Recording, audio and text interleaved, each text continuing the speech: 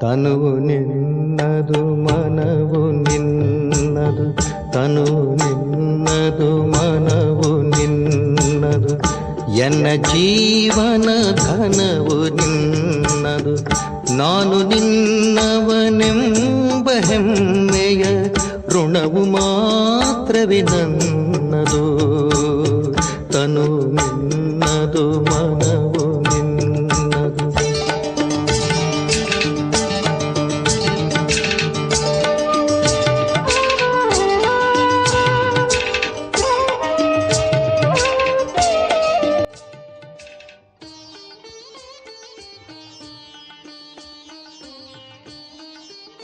ಓಂ ಶಾಂತಿ. ದಿನಾಂಕ 11/8/2025 ಪ್ರಾತಃ ಮುರಳಿ. ಬಾಪ್ ದಾದಾ, ಮಧುಬನ. ಮಧುರ ಮಕ್ಕಳೇ, ನೀವು ವಿದ್ಯೆಯಿಂದ ತಮ್ಮ ಕರ್ಮಾತೀತ ಸ್ಥಿತಿ ಮಾಡಿಕೊಳ್ಳಬೇಕು. ಜೊತೆಯಲ್ಲಿ ಪತಿತರಿಂದ ಪಾವನರನ್ನಾಗಿ ಮಾಡುವ ಮಾರ್ಗ ತೋರಿಸಬೇಕು. ಆತ್ಮಗಳ ಸೇವೆ ಮಾಡಬೇಕಾಗಿದೆ. ಶಿವ ಭಗವಾನು ವಾಚ: ಮಕ್ಕಳು, ಯಾರ ಮುಂದೆ ಕುಳಿತಿದ್ದೀರಿ? ಬುದ್ಧಿಯಲ್ಲಿ ನಾವು ಪತಿತ ಪಾವನ ಸರ್ವರ ಸದ್ಗತಿದಾತ ನಮ್ಮ ಬೇಹದ್ದಿನ ತಂದೆಯ ಮುಂದೆ ಕುಳಿತಿದ್ದೇವೆ ಎಂದು ವಿಚಾರ ಬರ್ತದೆ. ಭಲೆ ಬ್ರಹ್ಮಾರವರ ದೇಹದಲ್ಲಿದ್ದರೂ ತಂದೆಯ ನೆನಪು ಮಾಡಿ. ಮನುಷ್ಯರು ಯಾರಿಗೂ ಸದ್ಗತಿ ಕೊಡೋದಕ್ಕಾಗಿ ಆಗೋದಿಲ್ಲ. ಮನುಷ್ಯರಿಗೆ ಪತಿತ ಪಾವನ ಎಂದು ಹೇಳಲಾಗೋದಿಲ್ಲ. ಮಕ್ಕಳು ತನ್ನನ್ನು ಆತ್ಮವೆಂದು ತಿಳಿಯಬೇಕು. ನಾವೆಲ್ಲ ಆತ್ಮಗಳಿಗೆ ತಂದೆ ಪರಮಾತ್ಮನಾಗಿದ್ದಾರೆ. ಆ ತಂದೆ ನಮ್ಮನ್ನು ಸ್ವರ್ಗದ ಮಾಲೀಕರನ್ನಾಗಿ ಮಾಡ್ತಿದ್ದಾರೆ. ಇದನ್ನು ಮಕ್ಕಳು ತಿಳಿಯಬೇಕು ಹಾಗೂ ಖುಷಿಯಲ್ಲಿಯೂ ಇರಬೇಕು. ಇದು ಸಹ ಮಕ್ಕಳಿಗೆ ತಿಳಿದಿದೆ. ನಾವು ನರಕವಾಸಿಗಳಿಂದ ಸ್ವರ್ಗವಾಸಿಗಳಾಗುತ್ತಿದ್ದೇವೆ. ಬಹಳ ಸಹಜವಾದ ಮಾರ್ಗ ಸಿಗುತ್ತಿದೆ. ಕೇವಲ ನೆನಪು ಮಾಡಬೇಕು ಹಾಗೂ ತಮ್ಮಲ್ಲಿ ದೈವಿ ಗುಣವನ್ನು ಧಾರಣೆ ಮಾಡಬೇಕು. ತಮ್ಮನ್ನು ಪರಿಶೀಲನೆ ಮಾಡಿಕೊಳ್ಳಬೇಕು. ನಾರದನ ಉದಾಹರಣೆಯೂ ಇದೆಯಲ್ಲವೇ? ಈ ಎಲ್ಲ ದೃಷ್ಟಾಂತಗಳನ್ನು ಜ್ಞಾನಸಾಗರ ತಂದೆಯೇ ಕೊಡ್ತಿದ್ದಾರೆ. ತಂದೆ ಕೊಟ್ಟಿರುವಂತಹ ದೃಷ್ಟಾಂತಗಳನ್ನೇ ಸನ್ಯಾಸಿಗಳು ತಿಳಿಸುತ್ತಿದ್ದಾರೆ. ಇದನ್ನು ಭಕ್ತಿ ಮಾರ್ಗದಲ್ಲಿ ಕೇವಲ ಗಾಯನ ಮಾಡ್ತಾರೆ. ಅವರು ಆಮೆಯ, ಸರ್ಪದ, ಭ್ರಮರಿಯ ದೃಷ್ಟಾಂತ ಕೊಡ್ತಾರೆ. ಆದರೆ ಯಥಾರ್ಥವಾದ ಅರ್ಥ ಗೊತ್ತಿಲ್ಲ. ತಂದೆ ತಿಳಿಸಿರುವ ದೃಷ್ಟಾಂತವನ್ನು ಭಕ್ತಿ ಮಾರ್ಗದಲ್ಲಿ ಪುನರಾವರ್ತನೆ ಮಾಡ್ತಾರೆ. ಕಳೆದು ಹೋಗಿರುವುದೇ ಭಕ್ತಿ ಮಾರ್ಗವಾಗ್ತದೆ. ಈ ಸಮಯದಲ್ಲಿ ಯಾವುದು ಪ್ರತ್ಯಕ್ಷವಾಗಿ ಆಗುತ್ತಿದೆಯೋ ಅದು ನಂತರ ಗಾಯನ ಮಾಡಲ್ಪಡ್ತದೆ. ಭಲೆ ದೇವತೆಗಳ ಜನ್ಮದಿನ ಅಥವಾ ಭಗವಂತನ ಜನ್ಮದಿನವನ್ನು ಆಚರಿಸ್ತಾರೆ. ಆದರೆ ಏನೂ ಗೊತ್ತಿಲ್ಲ. ಈಗ ನೀವು ಎಲ್ಲವನ್ನೂ ತಿಳಿಯುತ್ತಿದ್ದೀರಿ. ತಂದೆಯಿಂದ ಶಿಕ್ಷಣ ಪಡೆದು ಪತಿತರಿಂದ ಪಾವನರಾಗುತ್ತಿದ್ದೀರಿ ಹಾಗೂ ಪತಿತರಿಂದ ಪಾವನ ಮಾಡುವ ಮಾರ್ಗ ತೋರಿಸುತ್ತಿದ್ದೀರಿ.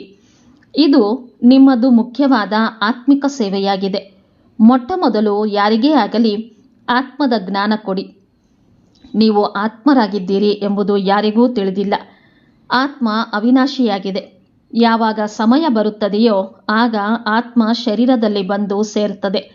ಅಂದಾಗ ನಿಮ್ಮನ್ನು ಘಳಿಗೆ ಘಳಿಗೆ ಆತ್ಮವೆಂದು ತಿಳಿಯಬೇಕಲ್ಲವೇ? ನಾವು ಆತ್ಮಗಳಿಗೆ ತಂದೆ ಪರಮಪಿತ ಪರಮಾತ್ಮನಾಗಿದ್ದಾರೆ. ಪರಮ ಶಿಕ್ಷಕನೂ ಆಗಿದ್ದಾರೆ. ಇದೆಲ್ಲವೂ ಪ್ರತಿಕ್ಷಣವೂ ಮಕ್ಕಳಿಗೆ ನೆನಪಿರಬೇಕು. ಇದನ್ನು ಮರೆಯಬಾರದು. ಈಗ ಮನೆಗೆ ಹಿಂತಿರುಗಿ ಹೋಗಬೇಕು. ವಿನಾಶ ಮುಂದೆ ನಿಂತಿದೆ. ಸತ್ಯಯುಗದಲ್ಲಿ ದೈವಿ ಪರಿವಾರ ಬಹಳ ಚಿಕ್ಕದ್ದಾಗಿರುತ್ತದೆ. ಕಲಿಯುಗದಲ್ಲಿ ಎಷ್ಟೊಂದು ಮಂದಿ ಮನುಷ್ಯರಿದ್ದಾರೆ. ಅನೇಕ ಧರ್ಮ, ಅನೇಕ ಮತಗಳಿವೆ. ಸತ್ಯಯುಗದಲ್ಲಿ ಇದ್ಯಾವುದೂ ಇರೋದಿಲ್ಲ. ಮಕ್ಕಳಿಗೆ ಇಡೀ ದಿನ ಬುದ್ಧಿಯಲ್ಲಿ ಇದೇ ಮಾತುಗಳು ಬರುತ್ತಿರಬೇಕು. ಇದು ವಿದ್ಯೆಯಾಗಿದೆ. ಆ ವಿದ್ಯೆಯಲ್ಲಿಯೂ ಅನೇಕ ಪುಸ್ತಕಗಳಿರ್ತವೆ. ಪ್ರತಿ ತರಗತಿಗೂ ಹೊಸ ಹೊಸ ಪುಸ್ತಕಗಳನ್ನು ಖರೀದಿ ಮಾಡಬೇಕಾಗ್ತದೆ. ಇಲ್ಲಿ ಯಾವುದೇ ಪುಸ್ತಕದ ಅಥವಾ ಶಾಸ್ತ್ರದ ಮಾತಿಲ್ಲ. ಇದರಲ್ಲಿ ಒಂದೇ ಮಾತು, ಒಂದೇ ವಿದ್ಯಾಭ್ಯಾಸವಿದೆ. ಇಲ್ಲಿ ಯಾವಾಗ ಬ್ರಿಟಿಷ್ ಸರಕಾರವಿತ್ತು, ರಾಜರುಗಳ ರಾಜ್ಯವಿತ್ತು, ಆಗ ಸ್ಟಾಂಪ್ನಲ್ಲಿಯೂ ರಾಜಾರಾಣಿಯರ ವಿನಃ ಇನ್ಯಾವುದೇ ಭಾವಚಿತ್ರ ಹಾಕುತ್ತಿರಲಿಲ್ಲ. ಇತ್ತೀಚಿನ ದಿನಗಳಲ್ಲಿ ನೋಡಿದಾಗ ಯಾರೆಲ್ಲ ಭಕ್ತರು ಇದ್ದು ಹೋಗಿದ್ದಾರೆಯೋ ಅವರ ಭಾವಚಿತ್ರಗಳನ್ನು ಹಾಕಿ ಸ್ಟಾಂಪ್ ಮಾಡ್ತಾರೆ. ಈ ಲಕ್ಷ್ಮೀನಾರಾಯಣರ ರಾಜ್ಯವಿದ್ದಾಗ ಚಿತ್ರದಲ್ಲಿಯೂ ಒಬ್ಬರದ್ದೇ ಮಹಾರಾಜ ಮಹಾರಾಣಿಯರದ್ದು ಇರ್ತದೆ. ಯಾವ ದೇವತೆಗಳು ಇದ್ದು ಹೋಗಿದ್ದಾರೆ ಅವರ ಚಿತ್ರ ಅಳಿಸಿ ಹೋಗಿದೆ ಎನ್ನುವ ಮಾತಿಲ್ಲ. ತುಂಬಾ ಹಳೆಯ ದೇವತೆಗಳ ಚಿತ್ರ ಪುನಃ ಮನಪೂರ್ವಕವಾಗಿ ಒಪ್ಪಿಕೊಳ್ತಾರೆ. ಏಕೆಂದರೆ ಶಿವತಂದೆಯ ನಂತರ ದೇವತೆಗಳಿಗೆ ಆದ್ಯತೆ ಇದೆ. ಇವೆಲ್ಲ ಮಾತುಗಳನ್ನು ನೀವು ಮಕ್ಕಳು ಧಾರಣೆ ಮಾಡ್ತೀರಿ. ಏಕೆಂದರೆ ಬೇರೆಯವರಿಗೆ ಮಾರ್ಗ ತೋರಿಸೋದಕ್ಕಾಗಿ. ಇದು ಖಂಡಿತವಾಗಿ ಭಿನ್ನವಾದ ವಿದ್ಯೆಯಾಗಿದೆ. ನೀವೇ ಇದನ್ನು ಕೇಳಿದ್ದೀರಿ, ಪದವಿಯನ್ನು ಪಡೆದಿದ್ದೀರಿ. ಮತ್ಯಾರಿಗೂ ಇದು ಗೊತ್ತಿಲ್ಲ. ನಿಮಗೆ ರಾಜಯೋಗ ಪರಮಪಿತ ಪರಮಾತ್ಮನೇ ಕಲಿಸ್ತಿದ್ದಾರೆ. ಮಹಾಭಾರತ ಯುದ್ಧ ಪ್ರಸಿದ್ಧಿಯಾಗಿದೆ. ಏನಾಗ್ತದೆ ಎಂಬುದನ್ನು ಮುಂದೆ ನೋಡುತ್ತೀರಿ. ಮನುಷ್ಯರು ಏನೆಲ್ಲವನ್ನೂ ಹೇಳ್ತಾರೆ, ದಿನ ಪ್ರತಿದಿನ ಮನುಷ್ಯರಿಗೆ ಟಚ್ ಆಗ್ತದೆ. 3ನೆಯ ಮಹಾಭಾರತ ಯುದ್ಧ ನಡೆಯುತ್ತದೆ ಎಂದು ಹೇಳ್ತಾರೆ. ನೀವು ಮಕ್ಕಳು ಇದಕ್ಕೆ ಮುಂಚಿತವಾಗಿ ಈ ವಿದ್ಯಾಭ್ಯಾಸದಿಂದ ಕರ್ಮಾತೀತ ಸ್ಥಿತಿ ಪ್ರಾಪ್ತಿ ಮಾಡಿಕೊಳ್ಳಬೇಕು. ಆದರೆ ಅಸುರರಿಗೆ ಹಾಗೂ ದೇವತೆಗಳಿಗೆ ಯುದ್ಧವಾಯಿತು ಎನ್ನುವುದು ನಡೆದಿಲ್ಲ. ಈ ಸಮಯದಲ್ಲಿ ನೀವು ಬ್ರಾಹ್ಮಣ ಸಂಪ್ರದಾಯದವರಾಗಿದ್ದೀರಿ. ಮತ್ತೆ ನೀವೇ ದೈವಿ ಸಂಪ್ರದಾಯದವರಾಗ್ತೀರಿ. ಆ ಕಾರಣ ಈ ಜನ್ಮದಲ್ಲಿ ದೈವಿ ಗುಣ ಧಾರಣೆ ಮಾಡ್ತೀರಿ. ಪವಿತ್ರತೆ ನಂಬರ್ 1 ದೈವಿ ಗುಣವಾಗಿದೆ. ನೀವು ಈ ಶರೀರದ ಮುಖಾಂತರ ಎಷ್ಟೊಂದು ಪಾಪಗಳನ್ನು ಮಾಡ್ತಾ ಬಂದಿದ್ದೀರಿ.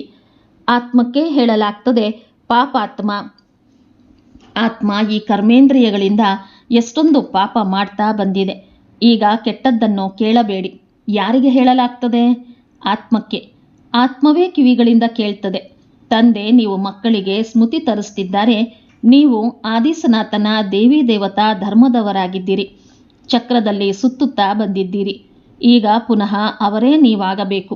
ಈ ಮಧುರ ಸ್ಮೃತಿ ಬರೋದರಿಂದ ಪವಿತ್ರರಾಗುವ ಧೈರ್ಯ ಬರ್ತದೆ. ನಾವು ಹೇಗೆ 84 ಜನ್ಮ ಪಡಿತಾ ಬಂದೆವು ಎಂಬುದು ನಿಮ್ಮ ಬುದ್ಧಿಯಲ್ಲಿದೆ. ಮೊದಲು ನಾವು ದೇವತೆಗಳಾಗಿದ್ದೆವು. ಇದು ಕಥೆಯಲ್ಲವೇ? 5000 ವರ್ಷಗಳ ಹಿಂದೆ ನಾವೇ ದೇವತೆಗಳಾಗಿದ್ದೆವು ಎಂಬುದು ಬುದ್ಧಿಯಲ್ಲಿ ಬರಬೇಕಲ್ಲವೇ? ನಾವು ಆತ್ಮರು ಮೂಲವತನದಲ್ಲಿದ್ದೆವು. ನಾವೆಲ್ಲ ಆತ್ಮಗಳ ಮನೆ ಅದಾಗಿದೆ ಎಂಬುದು ನಿಮಗೆ ವಿಚಾರದಲ್ಲಿಯೇ ಇರಲಿಲ್ಲ. ಅಲ್ಲಿಂದ ಇಲ್ಲಿಗೆ ಪಾತ್ರವನ್ನು ಅಭಿನಯಿಸುವುದಕ್ಕೆ ಬರ್ತೇವೆ. ಸೂರ್ಯವಂಶಿ ಚಂದ್ರವಂಶಿಯಾದೆವು. ಈಗ ಬ್ರಹ್ಮನ ಸಂತಾನ, ಬ್ರಾಹ್ಮಣ ವಂಶದವರಾಗಿದ್ದೇವೆ. ನೀವು ಈಶ್ವರನಿಗೆ ಸಂತಾನರಾಗಿದ್ದೀರಿ. ಈಶ್ವರ ಕುಳಿತು ನಿಮಗೆ ಶಿಕ್ಷಣ ಕೊಡ್ತಿದ್ದಾರೆ. ಇವರು ಸುಪ್ರೀಂ ತಂದೆ, ಸುಪ್ರೀಂ ಶಿಕ್ಷಕ, ಸುಪ್ರೀಂ ಗುರುವೂ ಆಗಿದ್ದಾರೆ. ನಾವು ಅವರ ಮತದನುಸಾರ ಎಲ್ಲ ಮನುಷ್ಯರನ್ನು ಶ್ರೇಷ್ಠರನ್ನಾಗಿ ಮಾಡ್ತೇವೆ. ಮುಕ್ತಿ ಜೀವನ್ಮುಕ್ತಿ ಎರಡೂ ಶ್ರೇಷ್ಠವಾಗಿದೆ. ನಾವು ನಮ್ಮ ಮನೆಗೆ ಹೋಗ್ತೇವೆ. ನಂತರ ಪವಿತ್ರ ಆತ್ಮಗಳು ಬಂದು ರಾಜ್ಯ ಮಾಡ್ತೀರಿ. ಇದು ಚಕ್ರವಾಗಿದೆಯಲ್ಲವೇ? ಇದಕ್ಕೆ ಸ್ವದರ್ಶನ ಚಕ್ರವೆಂದು ಹೇಳಲಾಗ್ತದೆ. ಇದು ಇರುವುದರಿಂದಲೇ ವಿಕರ್ಮಗಳು ವಿನಾಶವಾಗುತ್ತೆ. ಇದು ಜ್ಞಾನದ ಮಾತಾಗಿದೆ. ತಂದೆ ತಿಳಿಸ್ತಾರೆ, ನಿಮ್ಮ ಈ ಸ್ವದರ್ಶನ ಚಕ್ರ ನಿಂತು ಹೋಗಬಾರದು. ತಿರುಗುತ್ತಾ ಇರುವುದರಿಂದಲೇ ವಿಕರ್ಮಗಳು ವಿನಾಶವಾಗ್ತವೆ. ನೀವೀಗ ರಾವಣನ ಮೇಲೆ ವಿಜಯ ಪಡಿತೀರಿ. ಪಾಪ ಅಳಿಸಿ ಹೋಗ್ತದೆ. ಈಗ ಸ್ಮರಣೆ ಮಾಡೋದಕ್ಕೆ ಸ್ಮೃತಿ ಬಂದಿದೆ. ಕುಳಿತು ಮಾಲೆಯನ್ನು ಸ್ಮರಿಸುವ ಮಾತಲ್ಲ.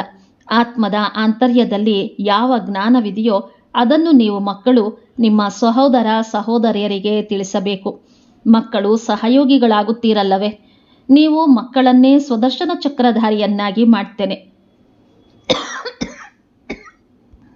ಈ ಜ್ಞಾನ ತಂದೆಯಲ್ಲಿಯೇ ಇರುವ ಕಾರಣ ತಂದೆಗೆ ಜ್ಞಾನಸಾಗರ, ಮನುಷ್ಯ ಸೃಷ್ಟಿಯ ಬೀಜರೂಪನೆಂದು ಕರೀತಾರೆ. ಅವರಿಗೆ ಹೂದೋಟದ ಮಾಲೀಕನೆಂದು ಕರೀತಾರೆ. ದೇವಿ ದೇವತಾ ಧರ್ಮದ ಬೀಜ ಶಿವತಂದೆಯೇ ನೆಡುತ್ತಾರೆ.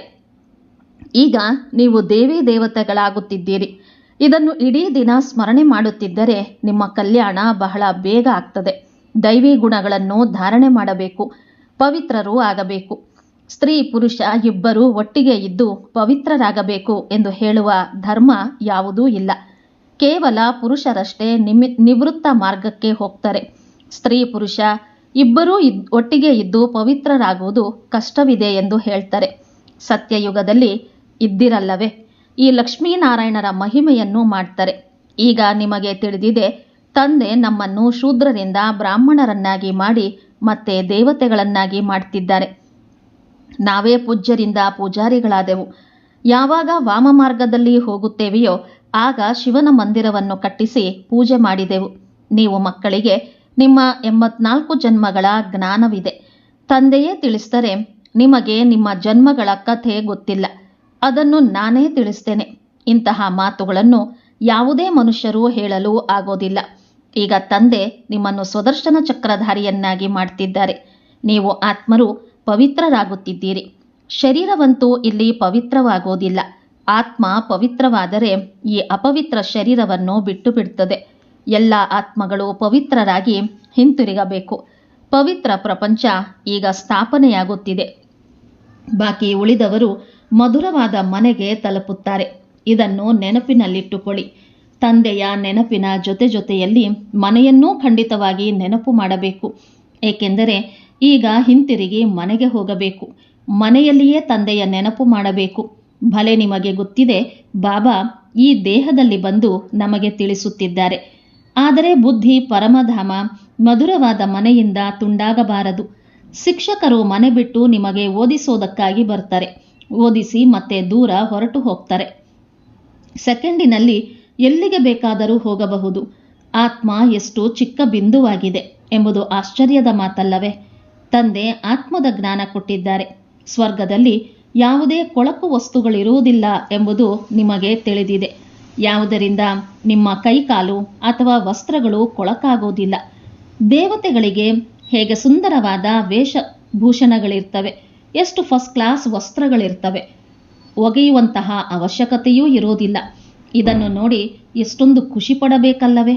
ಭವಿಷ್ಯದ 21 ಜನ್ಮಗಳು ನಾವು ಈ ರೀತಿ ಆಗ್ತೇವೆಂದು ಆತ್ಮಕ್ಕೆ ಗೊತ್ತಿದೆ. ಕೇವಲ ಅದನ್ನು ನೋಡುತ್ತಲೇ ಇರಿ. ಈ ಚಿತ್ರ ಎಲ್ಲರ ಬಳಿ ಇರಬೇಕು. ನಮ್ಮನ್ನು ತಂದೆ ಈ ರೀತಿ ಮಾಡುತ್ತಿದ್ದಾರೆ ಎಂಬುದರಲ್ಲಿ ಬಹಳ ಖುಷಿ ಇರಬೇಕು. ಇಂತಹ ತಂದೆಗೆ ನಾವು ಮಕ್ಕಳಾಗಿದ್ದೇವೆಂದ ಮೇಲೆ ನಾವೇಕೆ ಅಳಬೇಕು? ನೀವೇಕೆ ಚಿಂತೆ ಮಾಡಬೇಕು? ದೇವತೆಗಳ ಮಂದಿರಕ್ಕೆ ಹೋಗಿ ಮಹಿಮೆ ಮಾಡ್ತಾರೆ. ಸರ್ವಗುಣ ಸಂಪನ್ನ, ಅಚ್ಯುತಂ ಕೇಶವಂ, ಎಷ್ಟೊಂದು ಹೆಸರುಗಳನ್ನು ಹೇಳ್ತಾರೆ. ನೀವು ಏನನ್ನು ನೆನಪು ಮಾಡುತ್ತೀರೋ ಅದೆಲ್ಲವೂ ಶಾಸ್ತ್ರದಲ್ಲಿ ಬರೆಯಲ್ಪಟ್ಟಿದೆ. ಶಾಸ್ತ್ರಗಳನ್ನು ಯಾರು ಬರೆದರು? ವ್ಯಾಸ ಅಥವಾ ಕೆಲವರು ಹೊಸಬರೂ ಬರೆಯುತ್ತಾರೆ. ಹಿಂದೆ ಎಲ್ಲವೂ ಕೈಯಿಂದ ಬರೆದಿದ್ದ ಚಿಕ್ಕ ಗ್ರಂಥವಿತ್ತು. ಆದರೆ ಈಗ ಎಷ್ಟು ದೊಡ್ಡದಾಗಿ ಮಾಡಿದ್ದಾರೆ ಅಂದರೆ ಅದರಲ್ಲಿ ಎಷ್ಟೊಂದು ವಿಷಯಗಳನ್ನು ಸೇರಿಸಿದ್ದಾರೆ. ಈಗ ಗುರುನಾನಕ್ ಬರ್ತಾರೆ, ತನ್ನ ಧರ್ಮಸ್ಥಾಪನೆ ಮಾಡ್ತಾರೆ. ಜ್ಞಾನವನ್ನು ಕೊಡುವಂಥವರು ಒಬ್ಬರೇ ಆಗಿದ್ದಾರೆ. ಕೇವಲ ತನ್ನ ಧರ್ಮ ಸ್ಥಾಪನೆ ಮಾಡೋದಕ್ಕೆ ಕ್ರೈಸ್ತನೂ ಬರ್ತಾನೆ. ಯಾವಾಗ ಎಲ್ಲರೂ ಬರ್ತಾರೆ, ನಂತರ ಹಿಂತಿರುಗಿ ಹೋಗ್ತಾರೆ. ಮನೆಗೆ ಕಳಿಸುವವರು ಯಾರು? ಕ್ರೈಸ್ತನೇನು? ಈಗಂತೂ ಅವರು ಭಿನ್ನ ನಾಮರೂಪದಲ್ಲಿ ತಮೋಪ್ರಧಾನ ಸ್ಥಿತಿಯಲ್ಲಿದ್ದಾರೆ. ಸತೋ ರಜೋ ತಮೋದಲ್ಲಿ ಬರಬೇಕಲ್ಲವೇ? ಈ ಸಮಯದಲ್ಲಿ ಎಲ್ಲರೂ ತಮೋಪ್ರಧಾನರಾಗಿದ್ದಾರೆ. ಎಲ್ಲರ ಸ್ಥಿತಿ ಶಿಥಿಲಾವಸ್ಥೆಯನ್ನು ಹೊಂದಿದೆ. ಪುನರ್ಜನ್ಮ ಪಡೆಯುತ್ತಾ ಈ ಸಮಯದಲ್ಲಿ ಎಲ್ಲ ಧರ್ಮದವರು ತಮೋಪ್ರಧಾನರಾಗಿದ್ದಾರೆ. ಈಗ ಎಲ್ಲರೂ ಹಿಂತಿರುಗಿ ಹೋಗಬೇಕಾಗಿದೆ. ಮತ್ತೆ ಚಕ್ರ ಸುತ್ತಬೇಕು.